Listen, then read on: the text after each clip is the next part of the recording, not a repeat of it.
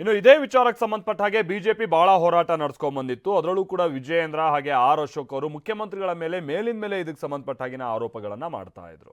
ಈ ತೀರ್ಪು ಸಹಜವಾಗಿ ಅವರು ಮಾಡ್ತಾ ಇದ್ದಂತ ಆರೋಪಕ್ಕೆ ಸ್ವಲ್ಪ ಹಿನ್ನಡೆ ತಂದಿಡ್ಬೋದಾ ಅಂತ ಸಾಧ್ಯತೆ ಇದೆ. ಹಾಗಾದ್ರೆ ಏನ್ ಹೇಳಿದ್ದಾರೆ ವಿಜಯೇಂದ್ರ ಹಾಗೆ ಆರ್ ಅಶೋಕ್, ಬನ್ನಿ ಕೇಳೋಣ. ಮೈಸೂರಿನ ಮೂಡ ಪ್ರಕರಣದಲ್ಲಿ ಸಾಮಾಜಿಕ ಕಾರ್ಯಕರ್ತ ಸ್ನೇಹಮಯಿ ಕೃಷ್ಣ ಅವರು ರಾಜ್ಯ ಉಚ್ಚ ನ್ಯಾಯಾಲಯದಲ್ಲಿ ಏನು ಈ ಸಂಪೂರ್ಣ ಪ್ರಕರಣವನ್ನು ಸಿಬಿಐ ತನಿಖೆಗೆ ವಹಿಸಬೇಕು ಅನ್ನುವ ಅರ್ಜಿಯನ್ನು ಅವರು ಹಾಕಿದ್ರು.